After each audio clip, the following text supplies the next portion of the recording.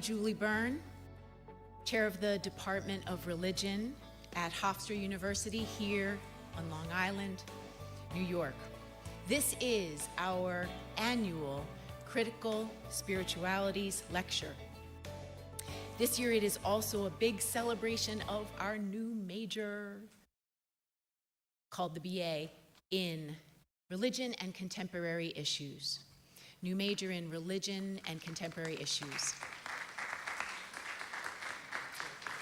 And it is also a small awards ceremony. Most importantly, however, we are honored to welcome Dr. Danielle Boaz to campus and look forward to her talk. But on behalf of my colleagues in Religion and Jewish Studies, I want to welcome all our students, staff, faculty, community members, in person and on the live stream all across the world. Thank you for joining us.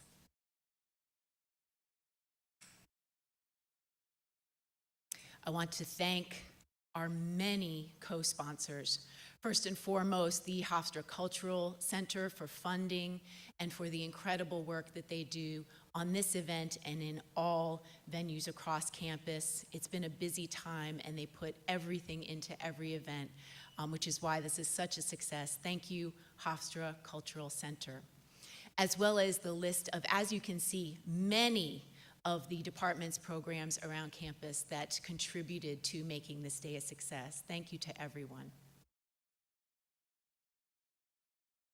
I want to briefly call out my Religion and Jewish Studies faculty who are here. And if you could just wave or stand, people have name tags on, but I will just call out Dr. Balbinder Bogle, Dr. Ann Berline, Dr. Julie Byrne, Dr. Sophie Hawkins, Dr. Santiago Slobodsky, Dr. John Tien, and I put her name on the slide, Joanne Herlihy, but she said, shh, don't introduce me. Sorry, I forgot. Okay. Joanne makes the department run. Thank you, Joanne, as well. This is the new major. Thank you. This is the new major. So basically, in the religion department, we are committed to the study of religion, especially insofar as religion shows up in everyday life, in the public sphere, and in people's personal experience every single day. It's your family, it's your colleagues, it's those you will serve in your future lines of work. It's the stuff of which you will need to be aware, whether you go into law or business or health or the media and arts, religious literacy for working in the world. And so this major is really rebranding what we've always been doing, which is making sure that when you come to religion classes, you have what it takes to know about religion for a working knowledge of how to be in the world as people and as professionals. So there are three particular tracks: health and law and media and culture. I would be totally happy to tell you about any of these in more detail, as would any of the Religion and Jewish Studies faculty. So get with us and I can tell you more. Registration is upon us for the seniors already and through the end of October for everyone else. So this is the list of Jewish Studies and religion classes that are happening in the spring. Please take a look, please sign up. All of them go toward one or more of the tracks in the new major. And so again, I can tell you much more if you're interested. Get on that registration site, get signed up for your classes. So we have a couple of student awardees to announce, and this is partly because we are just so thrilled with the students in Religion and Jewish Studies and are so excited at how well they're doing. And also because we could not meet in person to have these ceremonies last year. And so this is a holdover from the COVID year when we were not in person. But I just wanted to announce those who won awards in the department last year, starting with the Hofstra College of Liberal Arts and Sciences Academic Excellence Award in Religion, which was awarded to Melissa Brownstein. Is Melissa here yet? I knew she had to be late. Oh, stand, Melissa, please.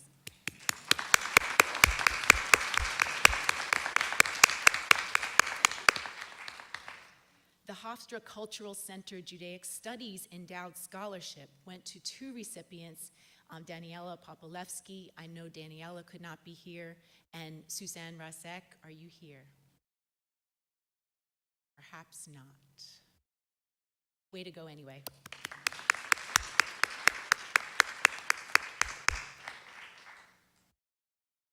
A number of students won the Bindra Bursary Awards.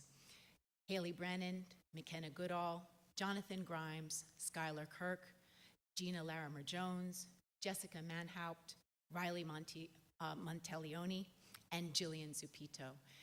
If any of you are here, could you please stand and be recognized?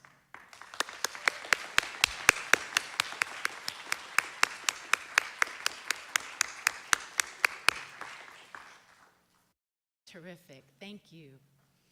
And then I have a page as well that just lists all of our religion and Jewish studies majors and minors. You are the heart of the department. You're why we do it. We're a small group, but growing and growing more with the new major. Just in the past couple of years have doubled our number. So I just wanted to put your all's names up, and if you could wave.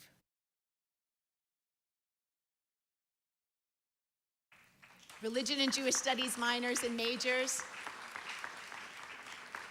Put your hands up, I can't see you. Everyone.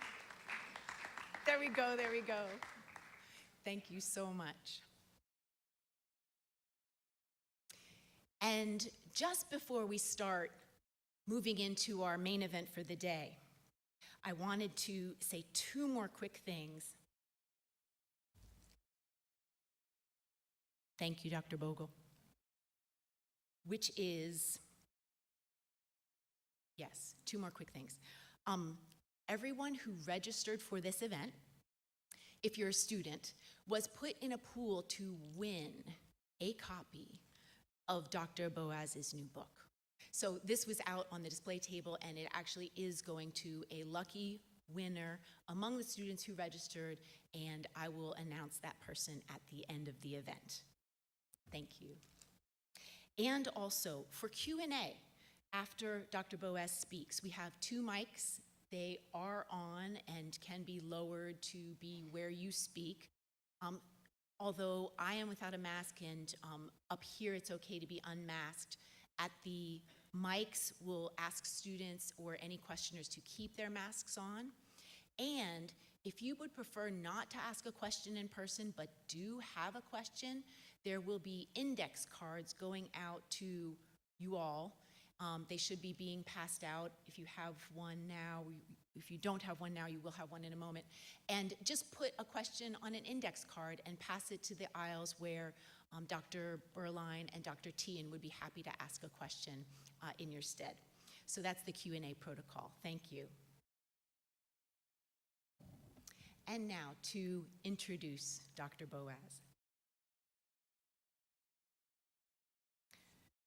Dr. Boaz is an associate professor in the Africana Studies Department of the University of North Carolina at Charlotte. She has a Ph.D. in history with a specialization in Africa, the African diaspora, and the Caribbean, and a law degree with a concentration in international law and intercultural human rights. She is a member of the Florida Bar and a member of the North Carolina State Bar as well.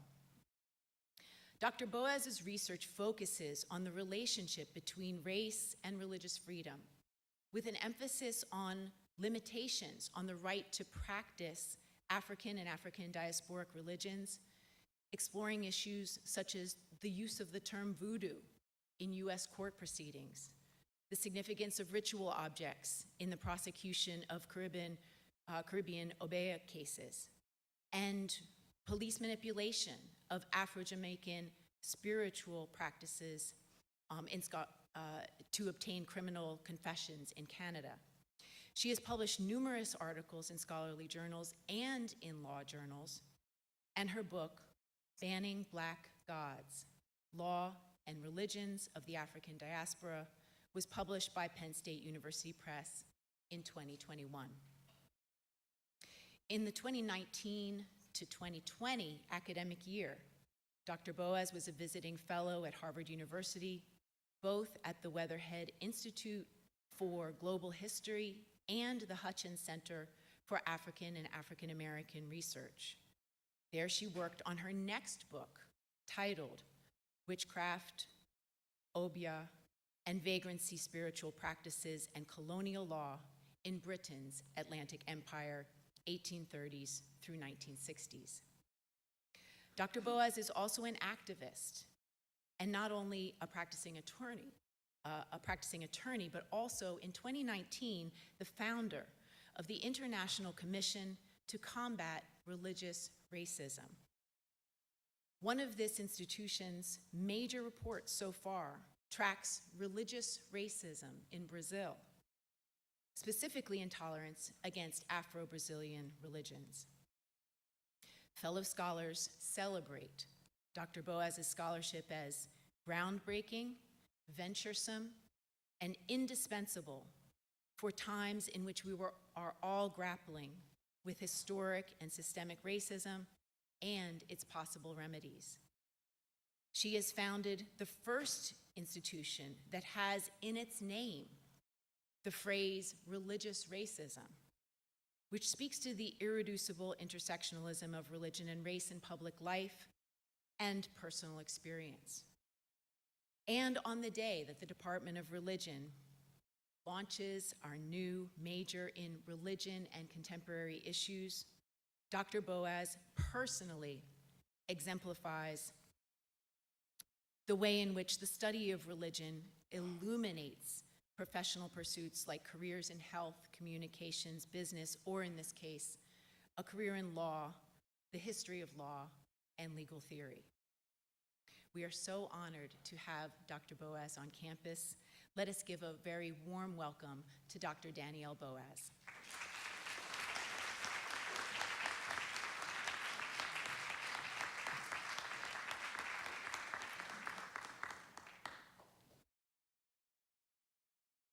Thank you so much for that warm welcome, that wonderful introduction. So just to give you all kind of a heads up, the lawyer in me is a bit of a pacer, but typically I can speak loudly enough to reach the back of a room, so feel no shyness about letting me know if for some reason I'm wandering out here somewhere and you can no longer hear me. So I just want to start off while I'm awkwardly shifting through trying to figure out how to pull up my PowerPoint. I want to thank the Cultural Center and the Department of Religion and Jewish Studies for the invitation to come here and give the Annual Critical Spiritualities Lecture and to help launch this exciting new major in religion and contemporary issues. And I truly do mean exciting. It's a very unique emphasis and one that I think, as you'll see from my talk, I genuinely think is something that is a direction that the discipline of religious studies is really going and needs to go. So it's really a joy to be here. Okay, so I'm here talking about my new book, Banning Black Gods, Law and Religions of the African Diaspora. It's a book that spans a number of different things, and so I'm just going to, in the interest of keeping things short and giving you all time for questions, I'm going to focus on one specific aspect of my book. But to start out, I'm going to give you a little glimpse into what it covers so that if you want to ask any questions, you can feel free. And just in case I forget to mention at the end of the talk, I also want to make it clear to all the students in the audience that, as Dr. Byrne mentioned, I have a Ph.D. and a J.D., so a law degree and a doctoral degree in history. If you want to just ask any questions about my trajectory, how did I get here, what were my experiences in law school or anything like that, feel free to do so. I always welcome questions like that, and there are some very complicated answers to that.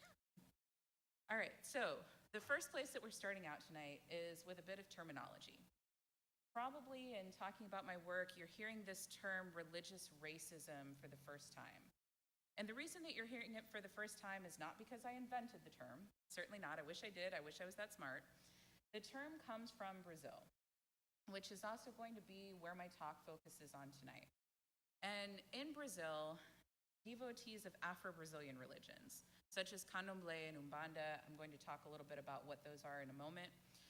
Devotees of these religions, adepts of these religions, have been experiencing a massive wave of intolerance over the past few years.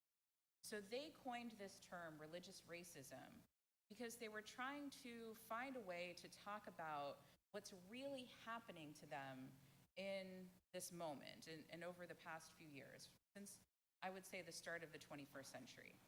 And the reason that they needed to go beyond our normal terminology about religious intolerance is because it is something more, and it's rooted in racism. So this signifies two things. One is just a basic sense that religious racism is the merging of religious intolerance and racism. So it's about kind of the racial identity of a religion itself and the adepts, the practitioners of that religion, and it's also about intolerance against the religion. The other piece of religious racism, which I think is the more common reason that people in Brazil use this term, is because for many, many centuries, Afro-Brazilian religions faced state intolerance. They were prohibited by law for a number of decades.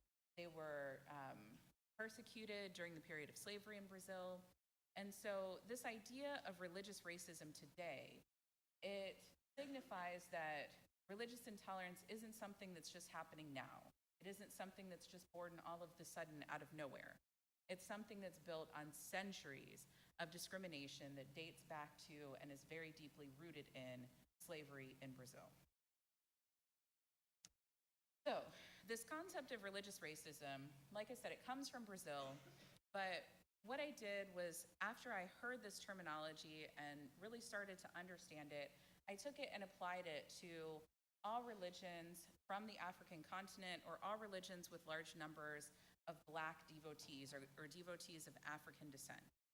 And so this becomes the framework of all the things that I talk about in my book, which you can see a list of the different things that I cover in the chapters of the book here. There's basically a different chapter on each topic, although the topic number 7 about religious hairstyles and attire is something that is broken down into 2 separate chapters. So if there's anything on there that you find interesting that you'd like to ask me about later, I wish I had time to go into it tonight, but like I said, in the interest of time, I will just give a nod to these are the vast number of things that the book covers, and then we're going to dive into chapter 1. So before we do that, because I know I'm talking to a lot of students, and most people, unless you've taken a class on African diaspora religions, you probably don't have a lot of foundation for what and where we're talking about. So let's take it to the basic principle. What we're talking about here is Africana religions. And yes, there is an intentional A at the end of that. So Africana, we're talking about things that are derived from the African continent, but not necessarily located there today. They came to the Americas with the Atlantic slave trade and have developed, have merged with other religious belief systems, have changed over time since then, but their roots are in the Atlantic slave trade. What you see here is a map from slavevoyages.org, wonderful site. If you've never visited it before, I highly recommend it. And this gives us an idea, a map showing where enslaved people landed in the Americas. This is important because you see at the bottom here, I have a pointer on this, doesn't show up very well, does it? You see this large arrow down here at the bottom. This shows you the vast percentage, the vast number of enslaved people who are coming across the Atlantic and landing in Brazil.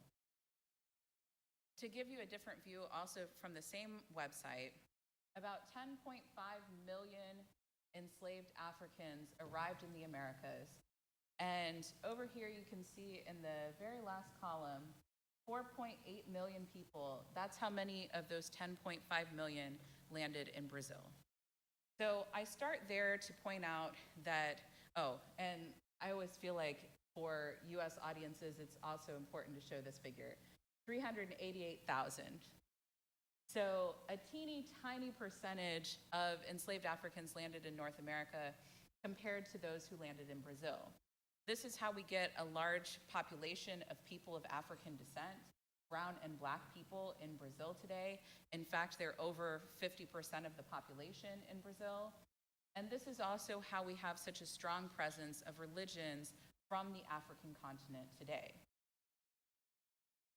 So the two main religions that I talk about in my work, although there are numerous religions from the African continent, are these two that you see listed at the top called Candomblé and Umbanda.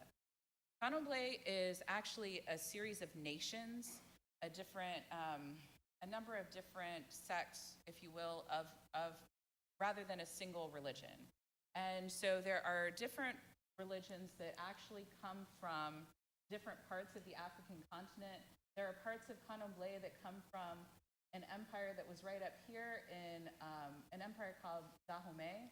There are religions that come from just slightly to the east of that, an empire known as Oyo, or the Yoruba people today.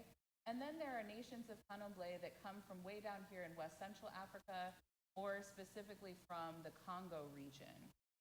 So there's not an easy way, especially in the time that I have today, to really talk about the beliefs and practices that comprise Candomblé, especially because we have these different nations. But essentially, two of the nations of Candomblé, the two that are from the upper part of West Africa, they primarily consist of the veneration, the worship of entities known as orishas or Vodouns. And these are kinds of the easiest way to create some quick level of understanding is to ask you to picture Greek or Roman gods and goddesses, right? This idea that there are entities, there are higher beings that have a relationship with different elements in our lives. There are entities that deal with war. There are entities that deal with certain aspects of nature, hurricanes, oceans, with different professions. And so there are different orishas or Vodouns that govern each aspect of life.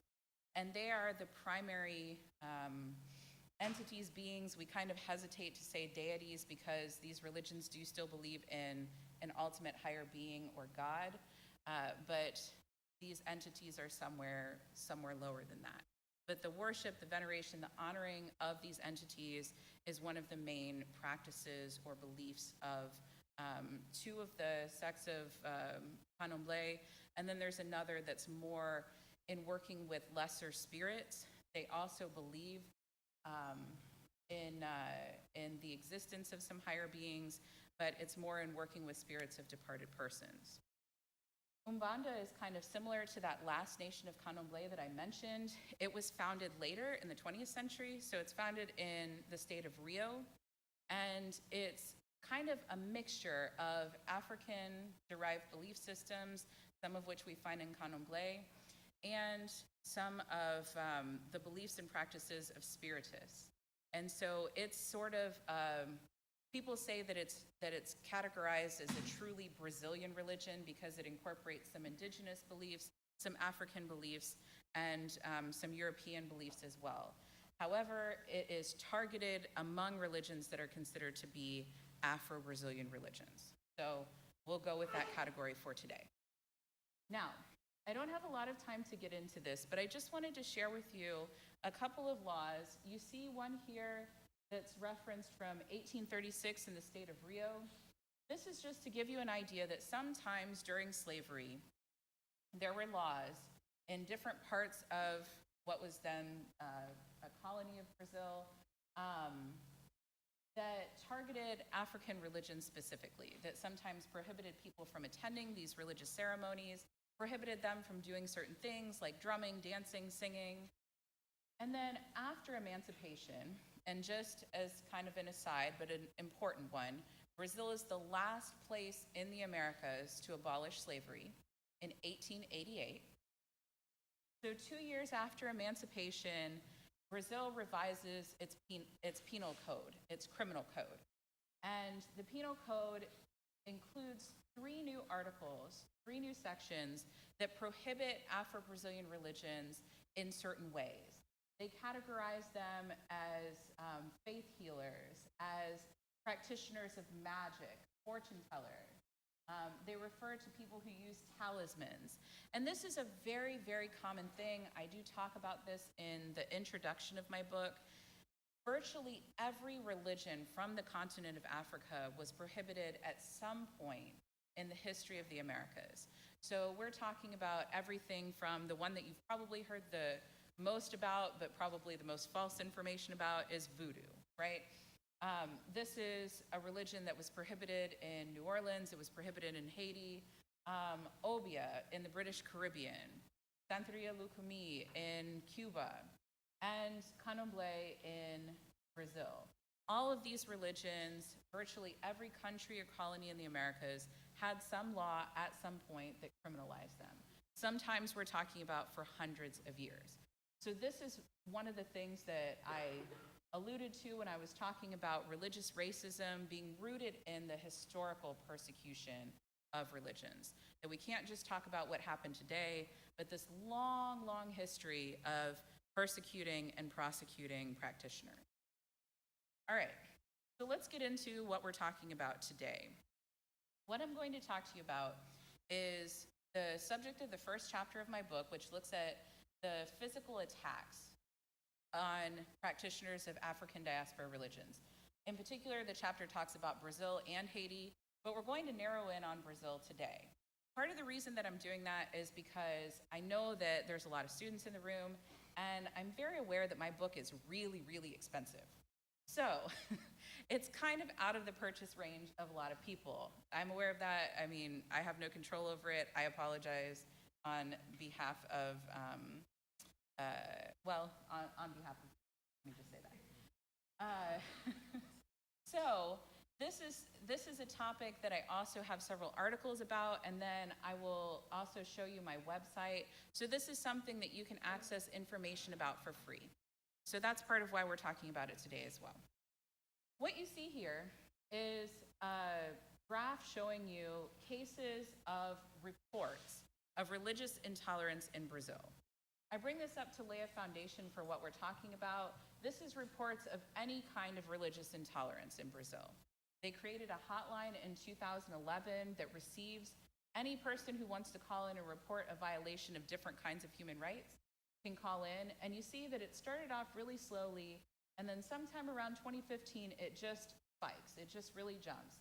And it stays up there, really high levels of reports of religious intolerance.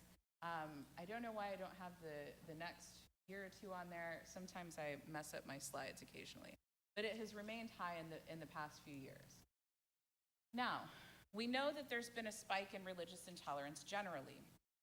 What I want you to see is that the vast majority of people who are reporting cases of religious intolerance, or who we have documented cases of religious intolerance against them, is Afro-Brazilian religions. So up there on your right, you can see the slide showing that 64% of the people who are known victims of religious intolerance are members of Afro-Brazilian religions. Remember, these are the devotees of Candomblé and Umbanda who we were talking about a moment ago.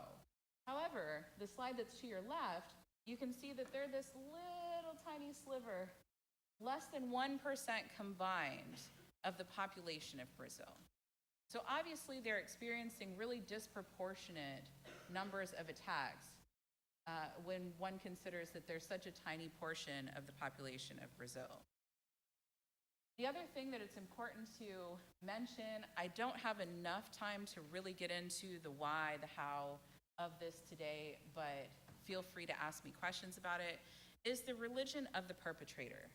So what you should be paying attention to here is, again, this is a pie chart showing the percentage of the population of the, religious breakdown of Brazil. This 22% right here is what we want to pay attention to. 22% of the population of Brazil, it's probably actually higher than that now, 22% is Protestant. I think this data is from 2010, so that's why I say it's probably higher than that now. They are about 63 or 64% of the perpetrators of religious intolerance when the perpetrators have been identified. So they are disproportionately carrying out acts of intolerance, while Afro-Brazilian religions are disproportionately the victims of religious intolerance. What are we talking about when we say religious intolerance? Well, sometimes we don't have a lot of data about that.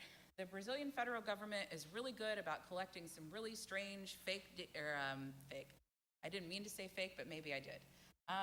Some really vague data about what's happening. So they have these reports that tell us, all right, Afro-Brazilian religions are the victims of intolerance a lot of the time. They don't tell us exactly what those attacks look like. But we have some reports here and there that give us some idea of what's happening.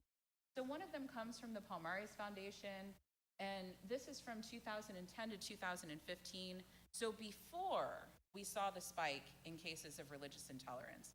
And they tell us that there were 218 violent attacks against Afro-Brazilian religions, violent attacks against the practitioners, violent attacks against their places of worship. In a single week in 2017, there were 7 terreiros, and terreiro is just a way that in Portuguese they refer to Afro-Brazilian temples, so places of worship. 7 terreiros in just one part of the state of Rio were destroyed in a single week in July of 2017. In the 3-month period between July and September of that same year, 30 terreiros were destroyed, right? So we're talking about really small periods of time when there are numerous acts of violence against devotees of Afro-Brazilian religion. And to give you an idea of where we're talking about, this whole area that's in color here shows you the state of Rio. It's just kind of funny because there's actually just a really small sliver down here that shows you where the tourist area is in the yellow section there, but then this whole area is actually the state of Rio. So Baixada Fluminense, the part that they were talking about, the attacks taking place, that's the part in orange there. It's considered the northern part of Rio and is also an area that is known for, first of all, being where regular people in Rio live rather than the tourists. And also it's known for having a lot of issues with violence and drug trafficking and things of that nature. Which leads me to the first kind of violence that we're going to talk about. This is a huge problem that's happening in particular in the state of Rio.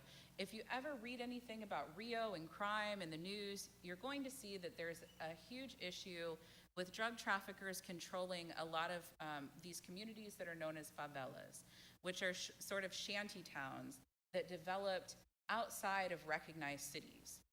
And the drug traffickers, since at least around 2005, have been converting to certain sects, certain divisions of evangelical Christianity, in particular a group called Neo-Pentecostals, and they have become essentially extremists.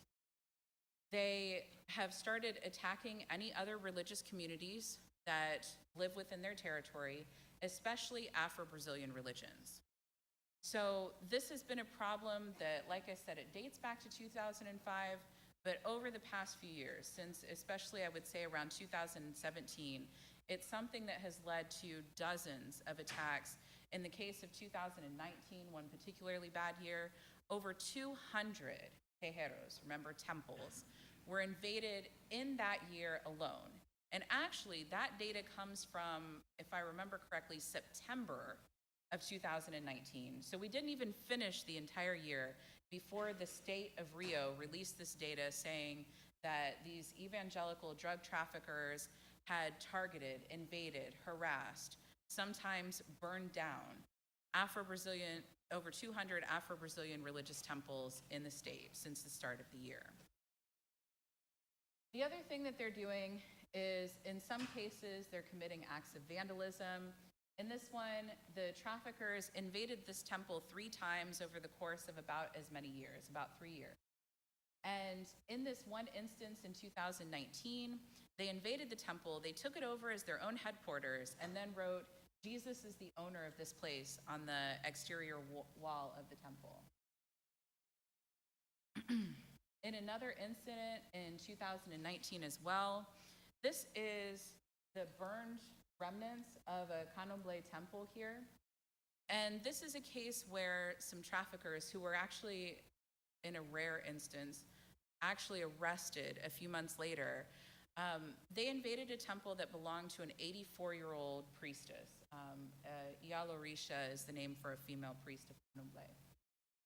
They invaded a temple that belonged to an 84-year-old woman, and they held her at gunpoint and forced her to destroy her own shrines. And you can see some of them, maybe back there the image is not so clear, but you can see some of the shrines here that are broken into pieces. They forced her to break some of her own shrines, and then they burned the temple down after she was done. This is something that has become a common problem in Afro-Brazilian religious communities that goes beyond just these evangelical drug traffickers attacking different temples. Sometimes just average citizens, but usually in the case of attacks on Afro-Brazilian religions, we're talking about evangelical perpetrators. So it could be somebody who belongs to these evangelical trafficking groups, or it could just be a random person. Maybe they have joined a church group who goes around attacking these communities. Maybe it's just an individual. It varies in the circumstances that the attacks are being carried out. But there are widespread numbers throughout the country of Brazil of attacks on Afro-Brazilian religious temples. People will go in and they will destroy different shrines.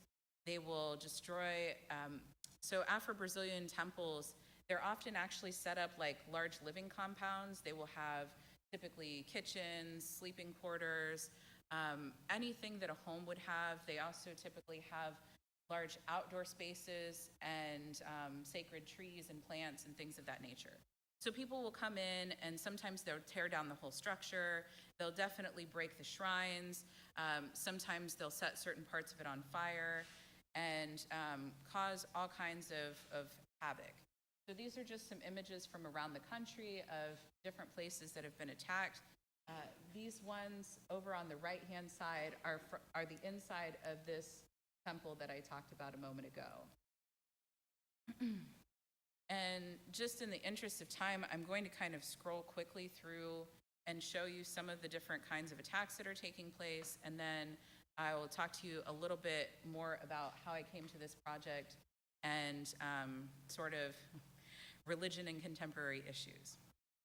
So these are some more photos of property damage. You can see that in some cases, there are different statues, shrines that have been shattered. In the upper right-hand corner, this place was also set on fire after the kitchen area was destroyed. There are numerous cases of arson. In fact, these are from the federal district. These 2 temples were burned on the exact same day in 2015, and they were part of a wave of about 15 temples in Brasilia, in the city that is the capital. They have kind of similar thing to Washington, D.C. There's just a city, a metropolitan area that's the capital. So imagine Washington, D.C. having about 15 temples of a particular religion that are burned in about a 6-month period. That's what happened to Afro-Brazilian religions in their federal capital. More photos of different arson cases. Sometimes the arson, as I showed you in a few photos ago, will be accompanied by property destruction. This is one where you can see in the left-hand side where people invaded and threw a bunch of the kitchen supplies on the floor, damaged one of the drums, and then in another part of the terreiro where they have the ceremonies, they set it on fire. And just more property damage. I don't want to keep scrolling through those, so I took some of the photos out.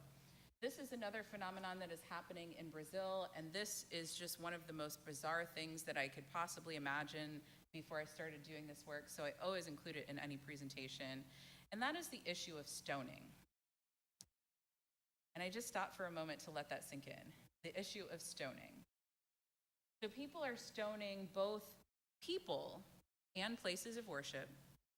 One of the common trends in Brazil is for nearby church communities to wait until the leaders of Afro-Brazilian temples, who are often older people, 60s, 70s, 80s, 90s, to wait until the religious leaders are in the temple alone, or to wait until they're having a ceremony.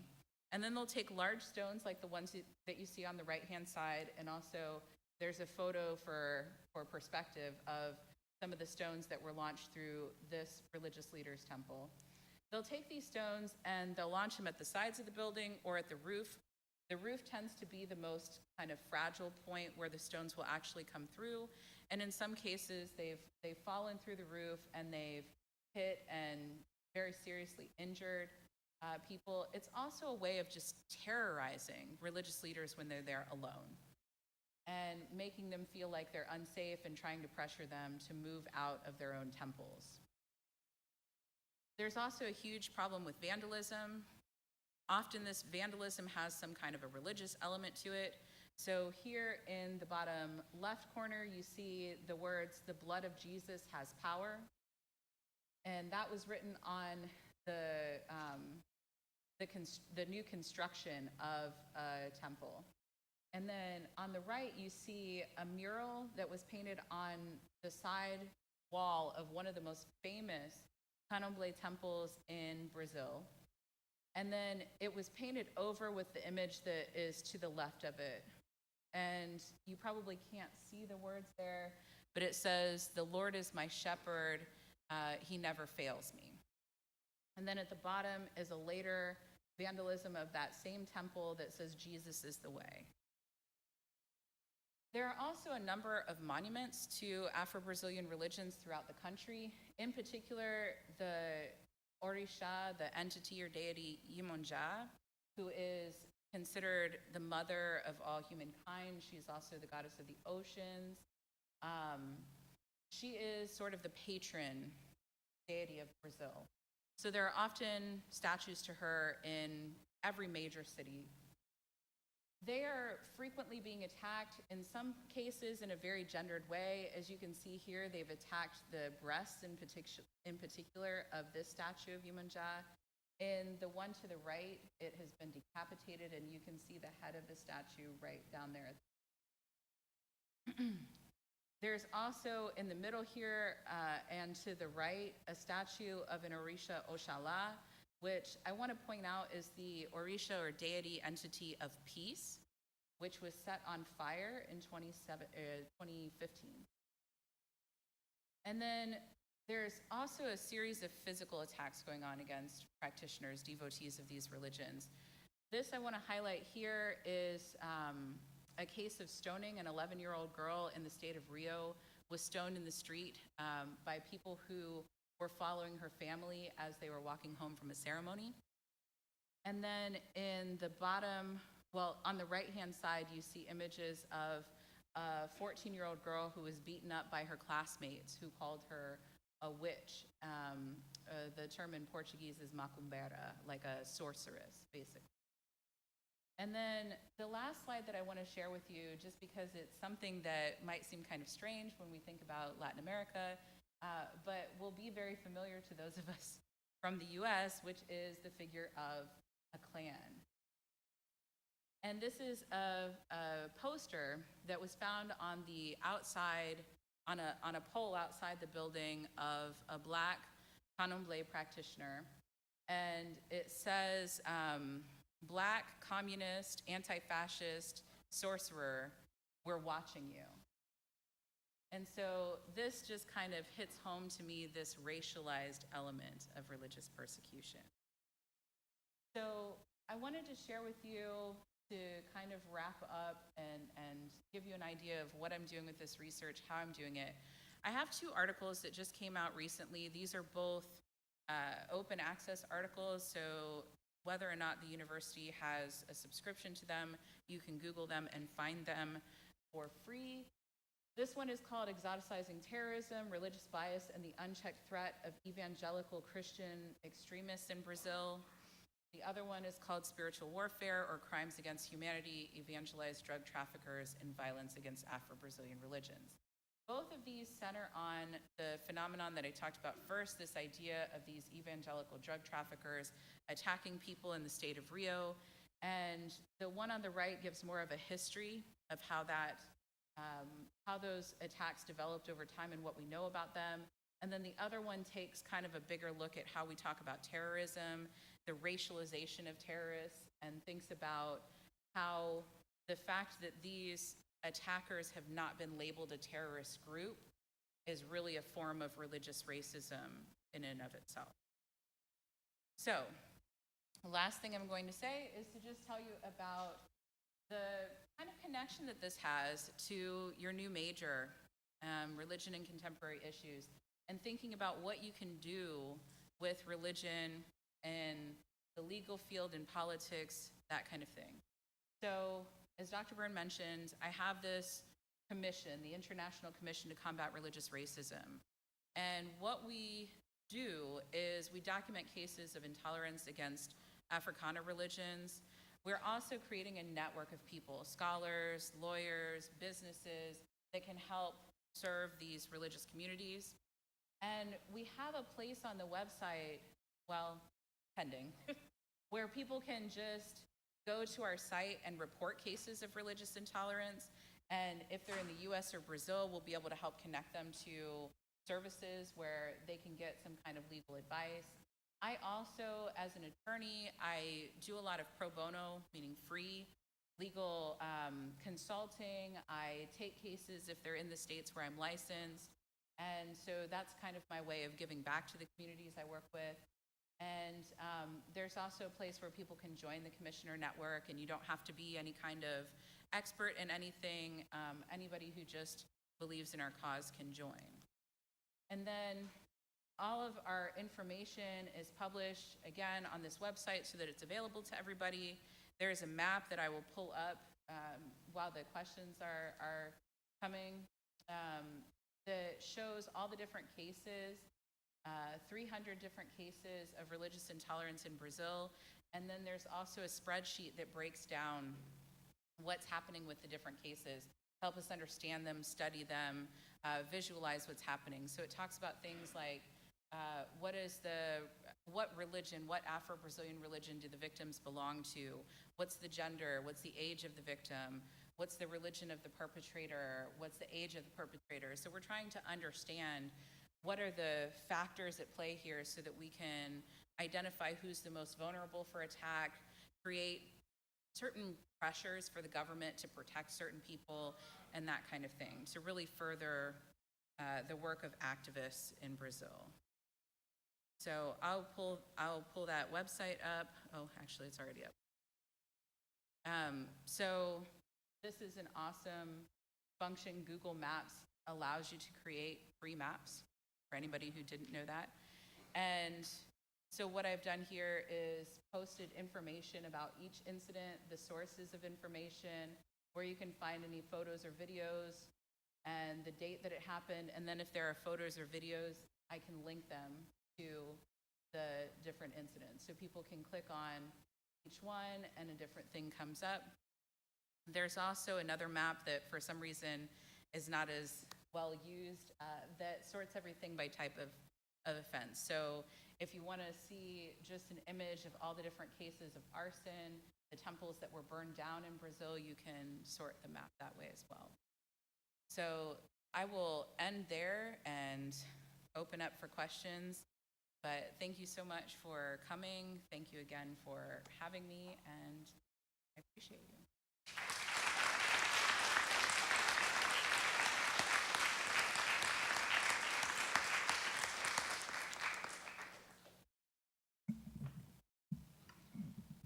I believe the mics are live. Yes, I think the mics are live. So feel free, anyone who does have a question, Masks on. There are index cards going out around the room if you'd prefer to put a question on an index card. And please come forward, ask a few questions, anything. And like I said, don't be shy. You can ask me anything about how did I end up in this position as a professor after going to law school or anything like that. Ask me about how terrible law school was. I'll tell you all about it. Anything that you want to know. Go ahead. Hi, so I have two separate questions. So the first one is, do you think the election of Jair Bolsonaro had to do with the increase of violent attacks? Yeah. The short answer is yes. And that's something that I do talk about in at least one of the articles in thinking about why terrorism against Afro-Brazilian religious communities is not recognized. So for those who don't know, Bolsonaro, there's no way to say this without being political, but just to understand the stance, the political stance that he takes on things, he's referred to as the Trump of the Tropics. So better or worse, take that what you will. I'm not going to weigh in, but he is a staunch evangelical. He has given support openly to neo-Pentecostal groups. He has said a lot of discriminatory things about indigenous Brazilians, Afro-Brazilians. In particular, I remember one of the things he said, I believe when he was running, he said that none of his sons would have been involved in a relationship with a black woman because they were too well educated or too intelligent, or maybe he said both, I don't remember, but I think it was one or the other. He's also put people in place. The Palmares Foundation that I mentioned that created a report about attacks against Afro-Brazilian religions is an entity, a federal government organization that's designed to protect Afro-Brazilian culture. And he put someone in the head of that organization that has repeatedly said that Afro-Brazilian religions are not going to be funded. While he's the leader of the organization, they're not going to do any programming about them, any preservation of them. And so there's a lot of ways in which he's put people in government offices who will turn the other way when this violence is happening. There are also other mayors, other governors of various cities where the violence is happening who are typically aligned with Bolsonaro, who are either simply allowing violence to occur without intervening or actively supporting sometimes attacks against these religious communities. So politics is a huge part of it, a huge. And then also, did you do your Ph.D. first or law school first? How did you know what you wanted to go do? Because I'm kind of in the same situation. Yeah, so I went to law school, which I always joke, but I'm not joking, that I don't recommend to anybody. I say that I don't recommend law school because if you have to ask, don't do it. That's always my advice.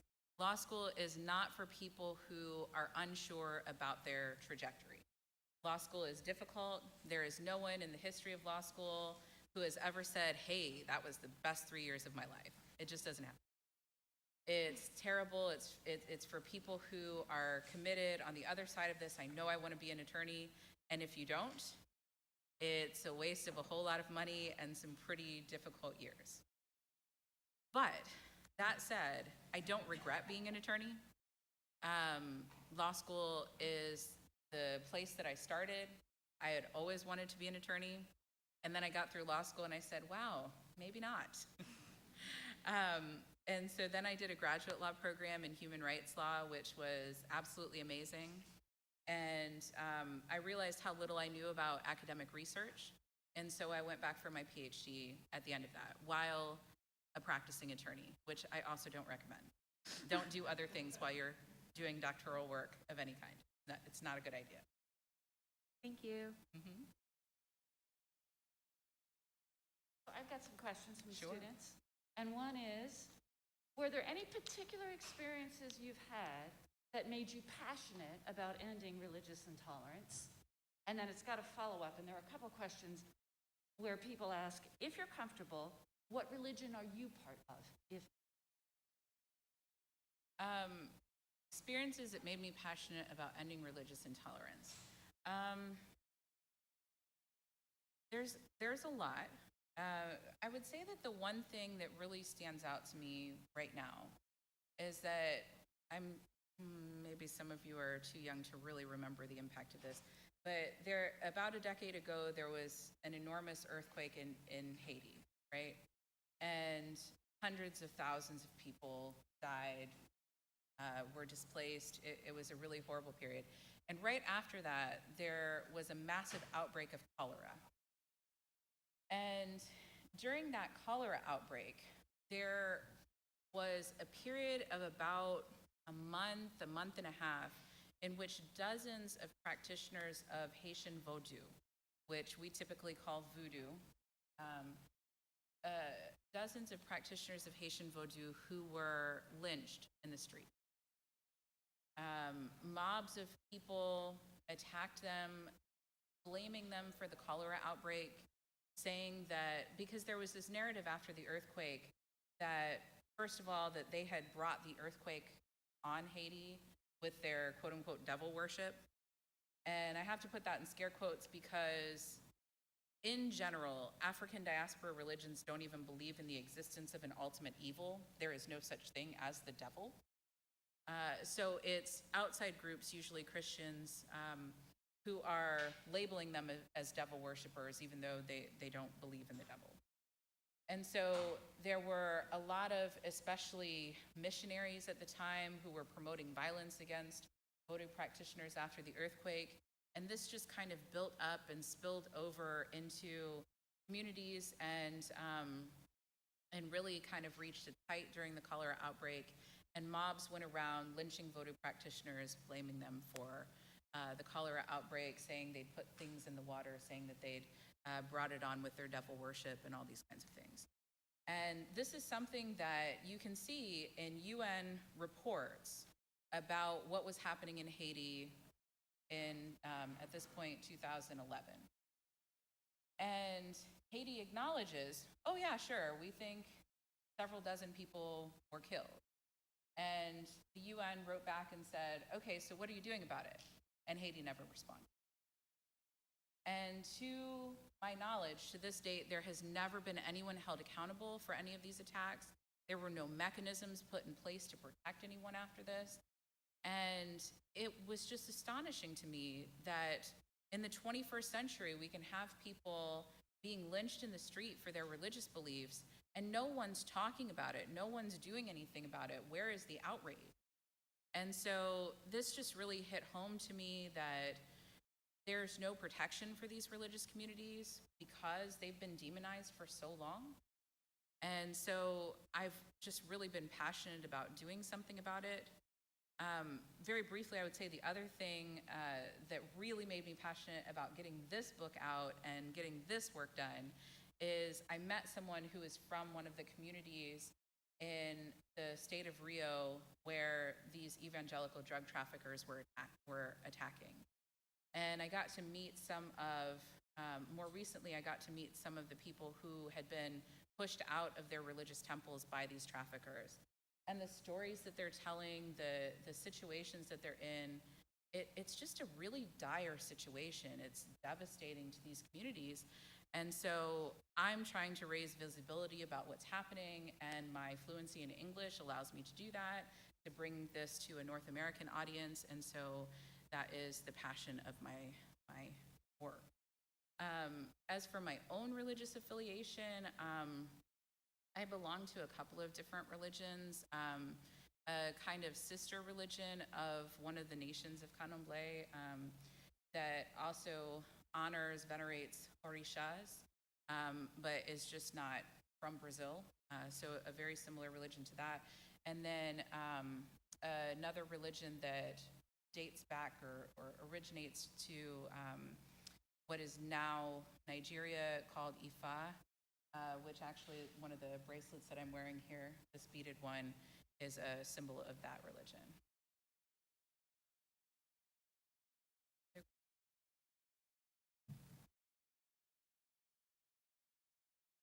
Okay, so this has this little background context to get to the question. So a student is asking, black leadership from enslavement through civil rights movement has been dominated by black male clergy. A new black atheist feminist humanism has embraced Black Lives Matter, and its proponents are vocal about their rejection of traditional black religious institutions and doctrines. They prefer a more secular framing of the fight for social justice and against racism and white supremacy. The question is, what are your thoughts about this? Just reading it directly, what are your thoughts about this contemporary trend from sacred black leadership towards secular black leadership? I'm not sure if it's meant both ways, but I guess it's just asking your thoughts on this larger question.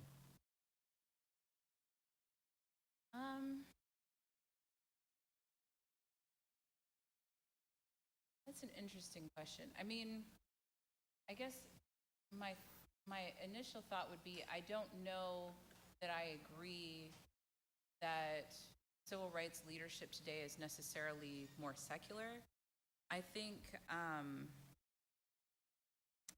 that a lot of the grassroots organizing that we see today is still coming from religious communities. I think that we have fewer of the openly religious male figureheads of the past, like the Martin Luther Kings and the Malcolm X's, right? I think we have fewer of those individual religious personalities coming forward today, but I still think that a lot of the activism that we're seeing is still happening in the churches, in the mosques, et cetera, in the United States. But the caveat that I have to put there is in the United States, there are similar movements surrounding similar issues in many parts of the Americas. As we talked about in one of the first slides, people of African descent, enslaved Africans landed in all parts of the Americas. In most places, many more people arrived, many more Africans arrived in even places like Jamaica, Cuba, what is now Haiti, et cetera, than in the United States. So we have large black populations other places. Civil rights movements are moving in different directions other places, are often grounded in religions, including African-derived religious communities like Candomblé in other places. So we can't also make a universal statement throughout the Americas or throughout the world about where civil rights movements are centered. I don't know if I fully understood where the gendered part of the question comes in, but I'm going to make an assumption, and I'm going to twist the comment a little bit to add that there's an interesting gender dimension to what's happening in a lot of the discrimination against religious communities of the African diaspora. I can speak especially about Brazil, but this is true of other places as well, which is that a lot of the leadership of African diaspora, especially Afro-Brazilian religious communities, is centered on Black women. And a lot of the religious leaders are gay, lesbian, transgender, et cetera, et cetera. And the idea that they are kind of pushing back against this nuclear version of the family with a man at the head, right? And this idea that they're building religious communities that are kind of an extended family, taking away from the notion of these smaller individual families. These kinds of different societal structures are part of the discrimination that communities are experiencing. And part of what I'm trying to do, what my colleague and I are trying to do as we enhance this map that we're doing, why we're recording the gender and age and where we can race, is to understand how often, for instance, are elderly Black women religious leaders being attacked versus male religious leaders. It seems like from reports that Black women, especially elderly Black women, are being particularly targeted, especially for things like stoning of their temples, or some cases, arson of their temples and other kinds of violence. So there's a lot going on with gender and sexuality and gender identity and these kinds of things that underlie a lot of the issues going on in Africana religious communities.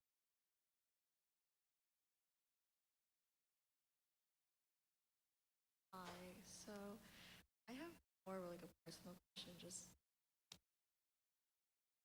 if, let's say, like a 17-year-old version of her looking at you now, do you think she would have guessed you were doing like lectures and doing books and stuff like this? If 17-year-old would have guessed that I'd be doing this now, no way, not a chance. I would say that even somewhere around 21-year-old, 22-year-old me in law school would not have guessed that this is where I'd end up. I got all the way through law school, was in my last year, and then a mentor of mine said, "Hey, I think you should teach." And I went, "Hey, I think you're crazy." And then I ended up going to a graduate law program at the very last minute.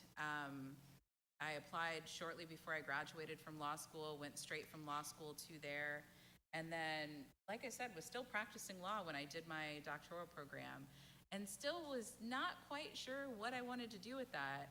I just knew that I didn't have the tools from law school to do all the things that I wanted to do. And that's one of the things that, to kind of bring this full circle to part of the reason that we're here today, that's one of the reasons why I think this major is so great. Law school only teaches you this tiny little piece of what to do with your life. It teaches you how to research, how to find laws, how to find court cases, how to read these things. And that's it. Anybody who grows up dreaming of being an attorney, as I did, you need more than that most of the time in life. And you're not going to get that more than that. That whatever motivates you, whatever makes you dream of being a lawyer, you're not going to get that in law school, which is why it's so awful. And so I think that this major is so great because people who have a passion for something like religious intolerance, or thinking about the role of religion in society, because there's so many different relationships between religion and politics and law, right? So somebody who has a passion for that can think about, can study, okay, what are these religions? What do they believe? Let's debate these issues of how religion plays a role in society. You never talk about that in law school. You talk about what the law is, where to find it, and that's it. And so I kind of did the opposite, I think, of what this major lets you to do. I went to law school and then I went, oh crap, I don't know anything. Let me go get a Ph.D. This is awesome because you all can be prepared and have these wonderful, fulfilling kind of conversations about religion and politics and things, or religion and health, and then go on to professional careers after that, after you've already kind of thought about all the different exciting issues and really studied and gotten to know religion before getting into these kind of more technical training.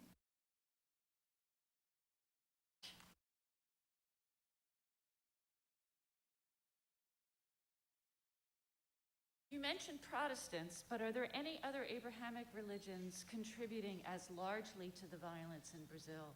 And how do you understand the predominance of Neo-Pentecostals or Protestants doing this? So the quick answer is no. There's no other religious communities, and it is important to, how can I say this? Okay, so we talk about Protestant Christianity, and then within that we have evangelicals, and then within that we have Neo-Pentecostals. From what people on the ground are seeing and saying, it is predominantly, if not exclusively, Neo-Pentecostals who are carrying out attacks against Afro-Brazilian religions. But sometimes in some of the government reports and things like that, they talk more generally about evangelicals. Sometimes the media talks more generally about evangelicals. And so sometimes it's hard if you don't know the church that someone belongs to, or if there's not this kind of specific sect identified, it's hard to say, all right, they definitely belong to this community. But so it's predominantly, perhaps exclusively, a certain group of evangelical Christians. One of the things that I think is so interesting about what has happened in Brazil is that a few years ago, and I talk about this in the article that I mentioned about terrorism,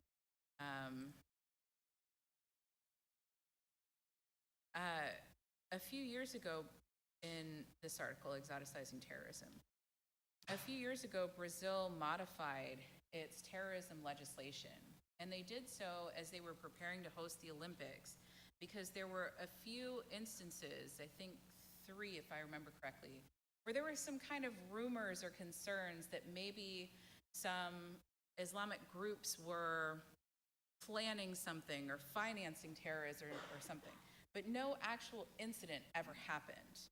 And in fact, Brazil has no significant history of any kind of religious terrorism in the entire country, except for what these neo-Pentecostals are doing. So that's something that I think is really striking about what's happening there. And then how do I understand, I'm not sure if the question is about the rise of Protestant Christianity or neo-Pentecostals in general in Brazil, or their prevalence in the attacks against Afro-Brazilian religions, but I'm assuming probably the latter. So part of their belief system, and one of the things that numerous pastors have now been convicted of preaching, is that Afro-Brazilian religions, kind of similar to what we talked about a moment ago with Haiti, that Afro-Brazilian religions are devil worshipers. And so part of the things that we see some people standing at the pulpit and telling their parishioners is, you need to go out and you need to burn the place where the devil lives. You need to go out and you need to remove the devil from our communities. They're infecting our communities. They're poisoning our communities. And in some cases, they're actually going out there with their congregants and helping to destroy Afro-Brazilian shrines, offerings, various symbols of Afro-Brazilian religions. So this is a very, very much a part of their religious worldview, that Afro-Brazilian religions are worshiping the devil. In particular, there's an Orisha, a deity known as Eshu, who even in the word comes from the Yoruba people in Nigeria. And even in Nigeria, Yoruba English translations of the name Eshu translate it as devil, because it's a colonial translation. And so they've characterized, they've built up this image of certain Orishas, especially this entity Eshu, as the devil. And they're saying, well, these people are out here and they're promoting devil worship and they're harming our communities. And so that's where the violence is rooted. And that's why sometimes, like I said, people are organizing entire coalitions to go out and attack these communities. And sometimes they're just feeling this personal religious fervor. Maybe they've just heard a sermon and been told, you need to go out here, the infection in our communities is getting bad. And they're just going out and carrying out these attacks kind of at the spur of the moment. Is there a specific law book that gives examples of landmark cases involving social human service issues involving removal of children due to religious practices? And then they give some examples like fasting, self-flagellation, Afro-Caribbean religions. Yeah, so there's a great,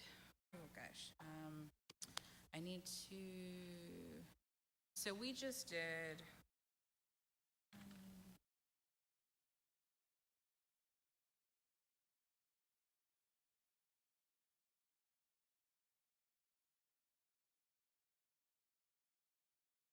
hope you all have a subscription to the Journal of Africana Religions. We just did a roundtable. I think this should take us to it. We just published a roundtable. I'm co-editor-in-chief of the Journal of Africana Religions. Our last issue, the second one of 2021, contains what we call a roundtable on religious racism in Brazil. It has 6 essays in it that myself and my colleague, Dr. Santeria, translated from activists and victims of religious intolerance in Brazil. One of the, in my opinion, most powerful but most just difficult to read essays is by a woman, a journalist, an anthropologist, who about 10 years ago lost custody of her then I believe was 2 years old, then 2-year-old son, just because she was a devotee of Candomblé. And this is something that has increasingly happened over the course of the pandemic. And we're just having conversations by we, I mean me and my colleagues and some religious leaders in Brazil are just now trying to have some conversations about why this kind of thing is happening. But what happened to Hosiani is very, I would say, symbolic, emblematic of what we see happening today. So what happened to her is that she was splitting up with the father of her then, like I said, I think he was 2-year-old son. And the father wanted visitation. So they went to court to establish visitation. One of the procedures is that the court sends out social workers to the home of both parents. So they sent a social worker to Hosiani's home, and she is a priestess of Candomblé. So she had religious symbols throughout her home. The social worker observes these and goes back to the court and reports that she's an unfit mother. So they remove custody from Hosiani, give full custody to the father, who had only wanted visitation, and only allow her to have supervised visitation every other weekend, I think for like 2 or 3 hours, if I remember. So this placed her in a very lengthy battle with the father of her child, and she writes about how he even came to her after this decision and said, basically, I don't want custody of you. But what they discovered is that because the court had declared her unfit, if he had given up custody, the child would have essentially went with child services, and so would not have been placed with either one of them. So she writes from a very personal viewpoint about her experiences with child services. So I tell that story to, point you to this first, and this is the link to the introduction. I didn't see the Hosiani's actual article pulling up here, but you'll find it in the Journal of Africana Religions. Hosiani Rodriguez is her name. But I bring this up to point out that there's not necessarily a single practice within Candomblé or Umbanda or any other Afro-Brazilian religion that's leading to these custody disputes, that's leading to people questioning whether they're fit parents. But there's this general climate of intolerance that is leading family members to, for instance, dispute custody when a divorce or a separation is happening, to say, I don't want these devil worshipers taking care of my child, my grandchild, what have you.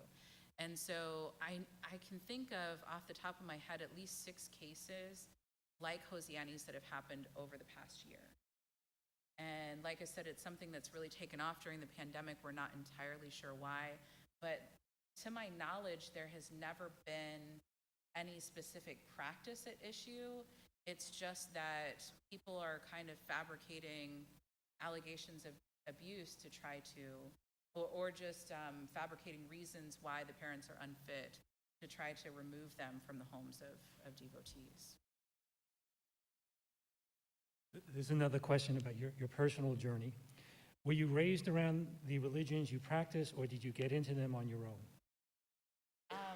No, I wasn't raised around the religions that I now belong to. I was raised in a Christian household, and my religious communities are something that I encountered in adulthood as I was in graduate school and my graduate law.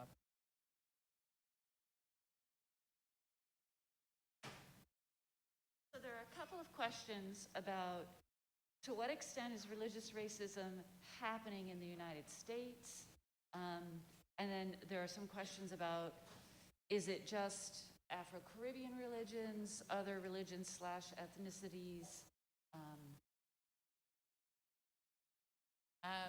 To what extent is it happening in the United States?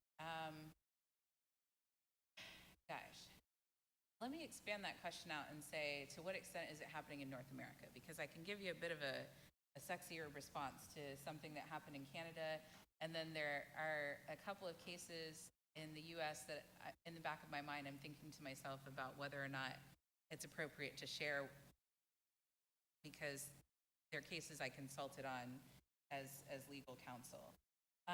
So one of the cases in Canada that I can share with you, and I will make this as brief as humanly possible, they deal with practitioners of Obeah, which is just the general term given to African-derived religions in the former British Caribbean, so places like Jamaica, Trinidad, Tobago, Barbados, et cetera, et cetera.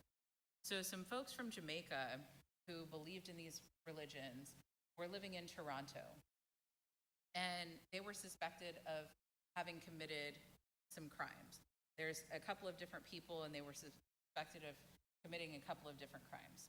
So in a couple of different cases, the police hired agents or went undercover and pretended to be spiritual counselors and created these fake ceremonies in an attempt to get these people to confess to something that they did.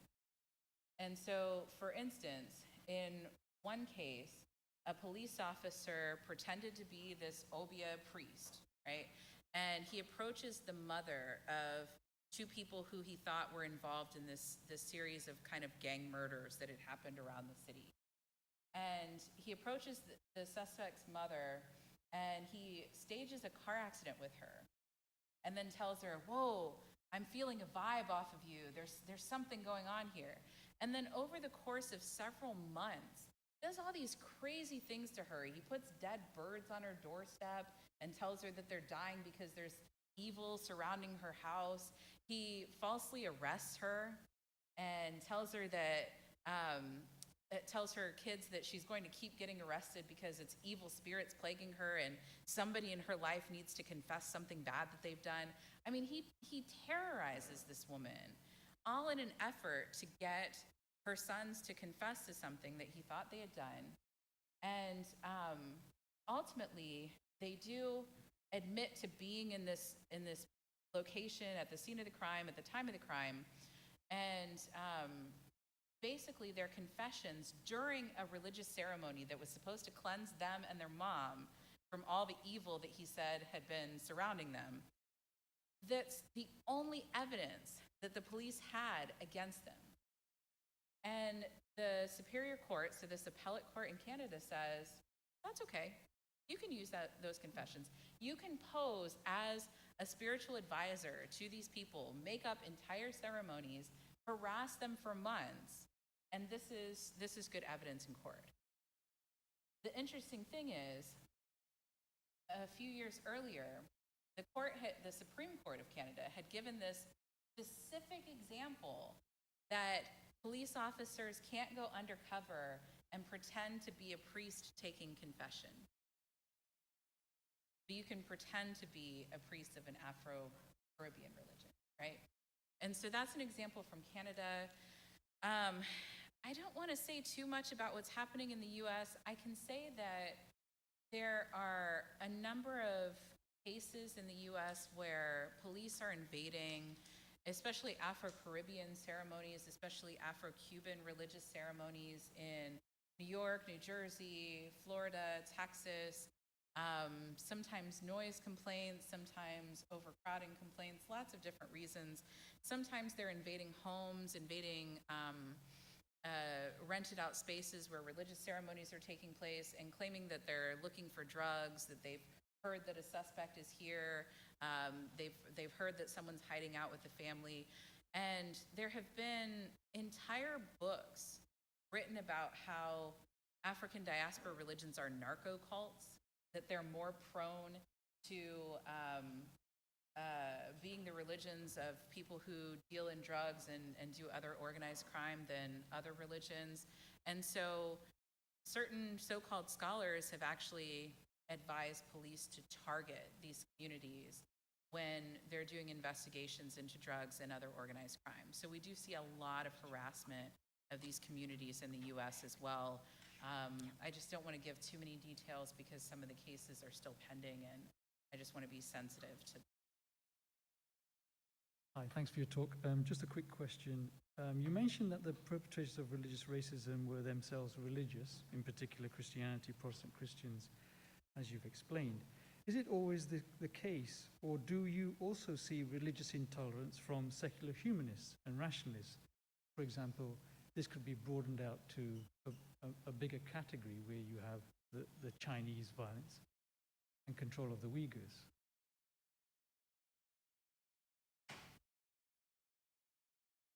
Good question.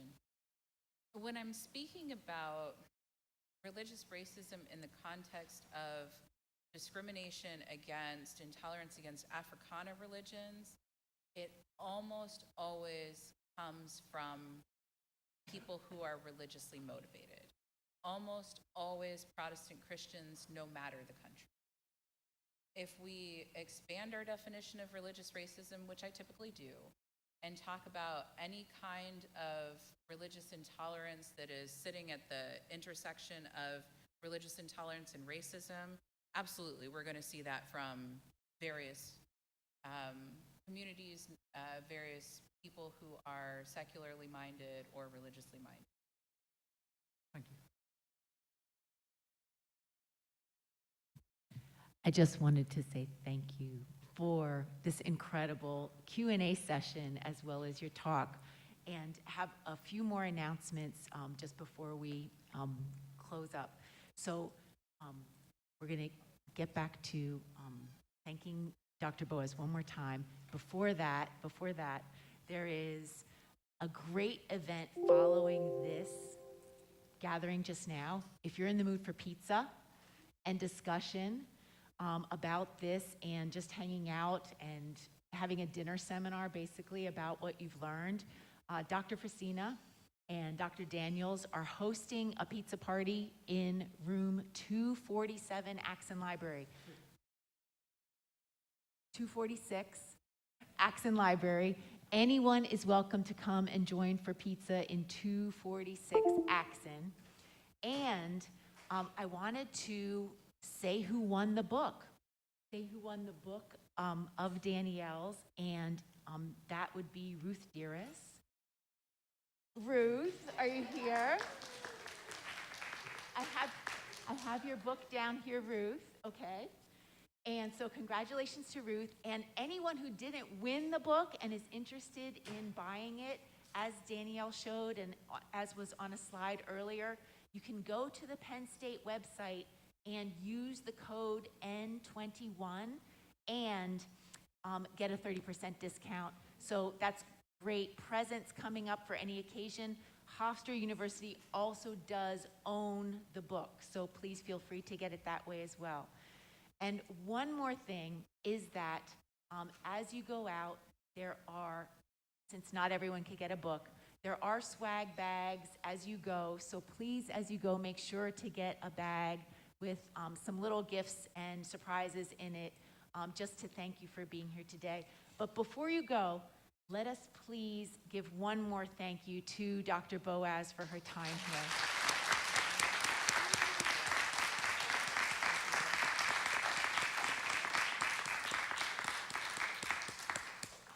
Thank you so much. This concludes our event. Thank you so much, everyone.